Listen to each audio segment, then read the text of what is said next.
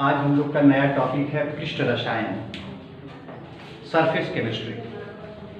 इस surface chemistry में पहले हम लोग स्टडी करेंगे उत्प्रेरण के बारे में, कैटलिसिस के बारे में। ये नाम नया नाम नहीं है, बहुत पुराने ढंग से हम लोग सुनते आ रहे हैं काफी दिनों से। कैटलिसिस जैसे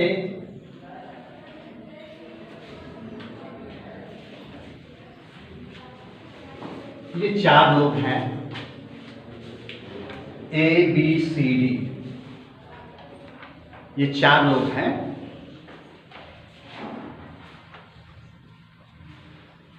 और इन चारों लोगों में ए और बी में बहुत ज्यादा मित्रता है। ए बी के बिना नहीं रह सकता, बी ए के बिना नहीं रह सकता। सी किया क्या, एक दिन की बात है, सी ए को कहा कि आपको बी ऐसे ऐसे कह रहे थे, तो ए कहा अच्छा ऐसी बात है, घबराओ मत, जो है भेंट होने दो तो बताते हैं तुमको। माने किसको, बी को। फिर सी बी से भी वही बात रिपीट किया। हुआ क्या कि जब दोनों का मुलाकात हुआ तो दोनों का मुलाकात मुकालात में बदल गया, माने दोनों जो है फाइटिंग करने लगे। इस पूरी प्रोसेस में सी भाग नहीं लिया, सी केवल देख रहा था कि ये दोनों कर क्या रहे हैं। माने सी की भूमिका जो है एक उत्प्रेरक के रूप में हुआ या उत्प्रेरक के रूप में हुआ। तो those external substances which do not take part in the chemical reactions, only they alter the rate of reaction, that is called in chemistry catalyst, and this phenomenon is called catalysis। माने ऐसे वाह्य पदार्थ जो किसी रासायनिक अभिक्रिया में भाग नहीं लेते परंतु अभिक्रिया की दर को परिवर्तित कर देते हैं, हो सकता है बढ़ा दें, हो सकता है घटा दें। तो ऐसे पदार्थ को हम लोग केमिस्ट्री की भाषा में उत्प्रेरक बोलते हैं। माने ऐसे पदार्थ जो किसी रासायनिक अभिक्रिया में भाग नहीं लेते परंतु अभिक्रिया की दर को परिवर्तित कर देते हैं, ऐसे वाह्य पदार्थ को हम लोग उत्प्रेरक कहते हैं और इस घटना को उत्प्रेरण कहते हैं। माने those external substances which do not take part in the chemical reactions, only they alter the rate of reaction, that is called catalyst, and this phenomenon is called catalysis। अब कैटलिस्ट की भौतिक अवस्था के आधार पर इसको हम लोग दो भागों में बांटे हैं। ये जो कैटलिसिस है ये दो तरह का होता है। एक होता है होमोजीनियस कैटलिसिस, होमोजीनियस कैटलिसिस, और दूसरा होता है हेट्रोजीनियस कैटलिसिस।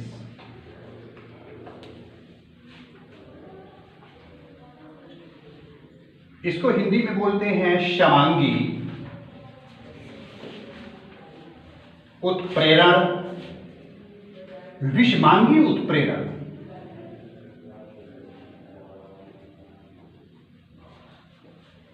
माने समांगी उत्प्रेरण और विषमांगी उत्प्रेरण।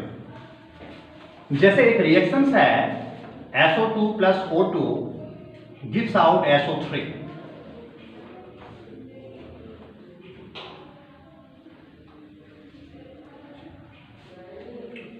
नाइट्रिक ऑक्साइड की प्रेजेंस में ये रिएक्शंस होता है, सल्फर ट्राइऑक्साइड का निर्माण हुआ। एक और एग्जांपल्स है N2 plus H2 gives out NH3।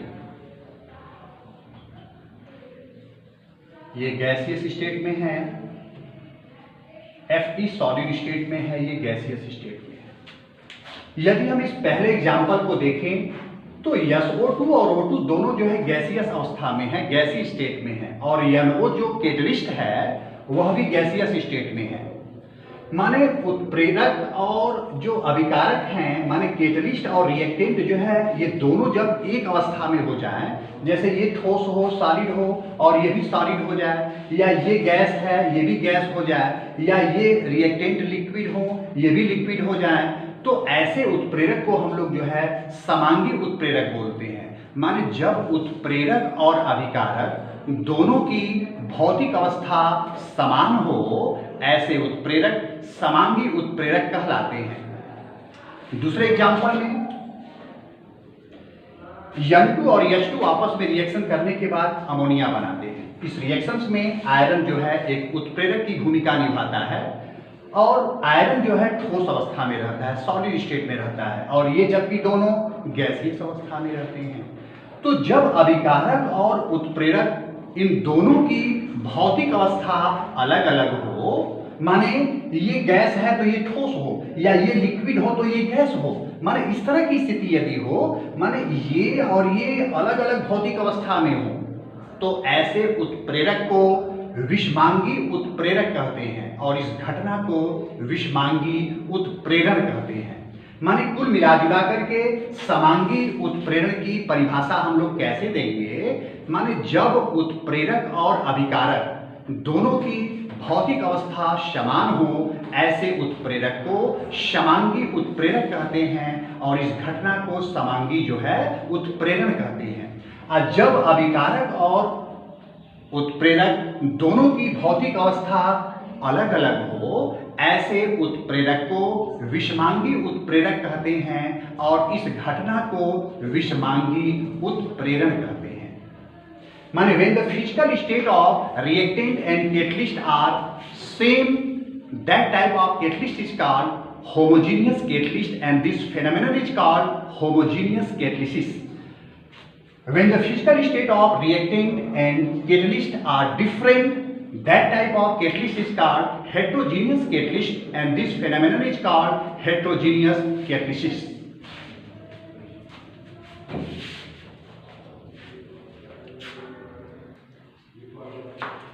अब इसमें हम लोग उत्प्रेरक विष और उत्प्रेरक वर्धक के बारे में पढ़ेंगे।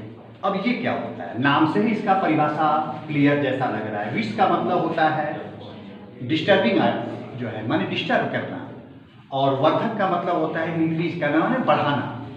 जैसे यहाँ पर यदि हम रियल एग्जांपल्स के रूप में यदि हम बात करें तो ए और बी में सपोज दैट ये दोनों मित्र हैं, दोनों में अटूट दोस्ती है कि नहीं? ए और बी में क्या है? अटूट दोस्ती। अभी हम लोग उत्प्रेरक के लिए जो है ये स्टडी किए कि ये इन दोनों को आपस में क्या लड़ा दिया, तो लड़ा दिया और उस लड़ाई में तो भाग लिया नहीं, तो इसको हम लोग उत्प्रेरक नाम दिए। ये जाकर के दोनों को क्या किया? लड़ा दिया। माने इस पूरे प्रोसेस में ये उत्प्रेरक का कार्य किया। ठीक, सपोज दैट सी तो उत्प्रेरक है ही है।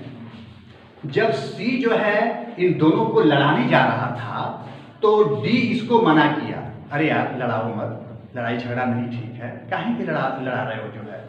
तो थोड़ा सा सी की जो एक्टिविटी है वो हल्का सा डिक्लाइन हुआ, कम हुआ, यार हमको नहीं लड़ाना चाहिए जो है, ये लड़ाई झगड़ा अच्छा नहीं है। तो इस प्रोसेस में जो डी है वो विष का कार्य किया। ये भी भाग तो लिया नहीं इस रिएक्शंस में, लेकिन इनकी गतिशील, इनकी जो है जो क्रियाशीलता है उसको कुछ कम किया। नहीं तो ये खुराफात कर दिए होते, जाकर के दोनों को लड़ा दिए होते, लेकिन साहब जो है इनको किए क्या किए, यार मत ऐसा मत करो, लड़ाई झगड़ा अच्छा नहीं है, लड़ाई झगड़ा नहीं करना चाहिए। तो इस प्रोसेस में ये जो है उत्प्रेरक विष का कार्य किए। मान लीजिए सी तो उत्प्रेरक है ही है, इनका तो जन्मजात लक्षण है जो का झगड़ा लगा हुआ। तो ये जब जा रहे थे झगड़ा लगाने तो ई इसको क्या किया, अरे यार तुमको जो है आज ए ऐसे से कह रहा था और बी भी जो है तुमको ऐसे से कह रहा था, जबकि ये नेचर इसका कैटलिस्ट का पहले से ही था, लेकिन ई के कहने पर सी की जो क्रियाशीलता है वो बढ़ गया। माने वो उत्प्रेरक वर्धक का कार्य किया। माने इस पूरे प्रोसेस में ई जो है उत्प्रेरक वर्धक का कार्य किया। माने कुल मिलाजुला करके उत्प्रेरक विष और उत्प्रेरक वर्धक की परिभाषा हम कैसे डिफाइन करेंगे? जैसे उत्प्रेरक विष है तो those external substance which also do not take part in the chemical reactions, only they decrease the activity of the catalyst, that is called catalyst poison. And those external substances which do not take part in the chemical reactions, only they increase the activity of the catalyst. माने वो catalyst की activity को बढ़ाएं, उसको हम लोग वर्धक बोलेंगे, और जो कम कर दें उसको हम लोग विष बोलेंगे। है समझ में?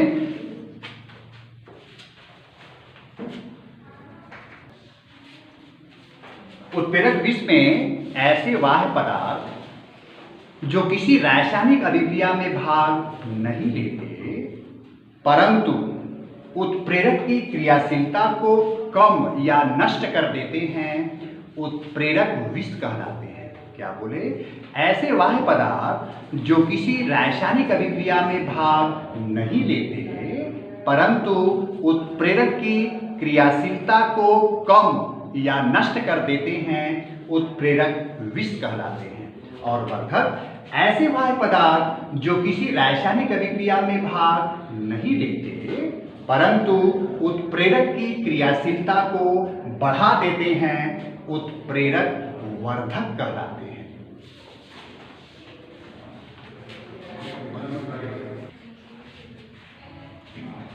अब उत्प्रेरण का हम लोग प्रकार पढ़ेंगे।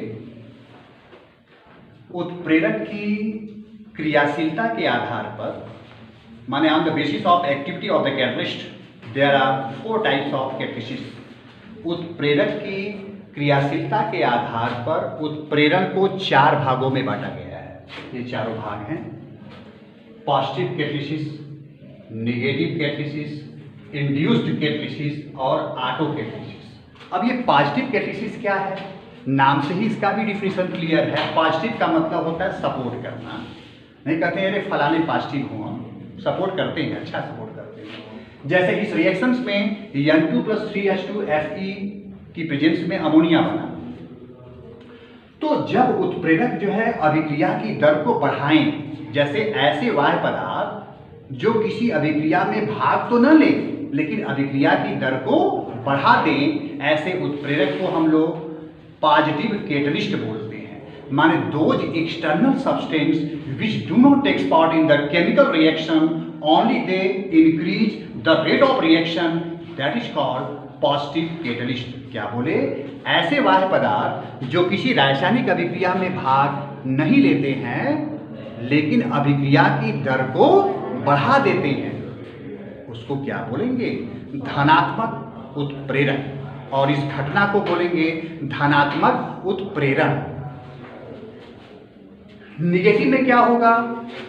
ये घटा देंगे क्या? रेट ऑफ रिएक्शन को। माने ऐसे बाह्य पदार्थ जो किसी रासायनिक अभिक्रिया में भाग नहीं लेते हैं परंतु अभिक्रिया की दर को घटा देते हैं या कम कर देते हैं, निगेटिव कैटलिस्ट कहलाते हैं। माने निगेटिव कैटलिस्ट जो है ऐसे सब्सटेंस है जो किसी अभिक्रिया की दर को कम कर देते हैं।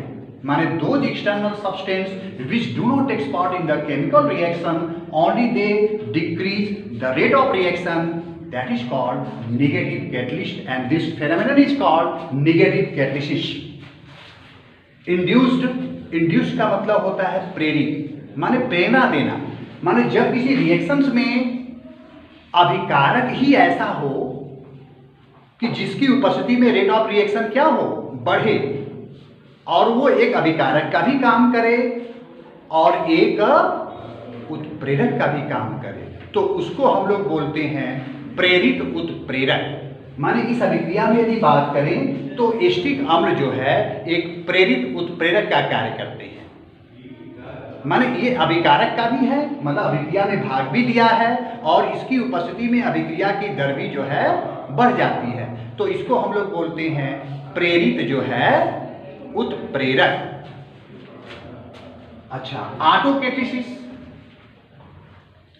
प्रेरित में जो है देखिए जो है रिएक्शंस में इसमें थोड़ा सा मिस्टेक हो गया कि प्रेरित में हम लोग क्या करेंगे? प्रेरित में प्रेरणा देना, माने एक रिएक्शन जो है दूसरे रिएक्शन के लिए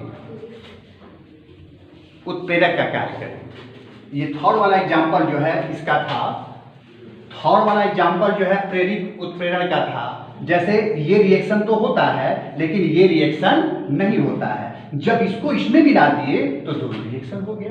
माने इसमें हम कह सकते हैं कि ये जो अभिक्रिया है, इस अभिक्रिया के लिए प्रेरित उत्प्रेरक का कार्य किया। ये स्व है, स्व का मतलब होता है खुद, माने खुद जो है अभिकारक की भी भूमिका निभाए और जो है उत्प्रेरक का भी कार्य करे, तो उसको हम लोग बोलते हैं स्व उत्प्रेरक। ये ऑटो कैटलिस्ट है, मतलब एस्टिक अम्ल जो है एक उत्प्रेरक का भी कार्य कर रहा है और किसी अभिक्रिया में भाग भी लिया है, तो इसको हम लोग क्या बोलेंगे, स्व जो है उत्प्रेरक। माने ये स्व उत्प्रेरक, ये जो है प्रेरित उत्प्रेरक, ये जो है ऋणात्मक उत्प्रेरण का है और ये जो है धनात्मक उत्प्रेरण का एग्जाम्पल्स है। ठीक।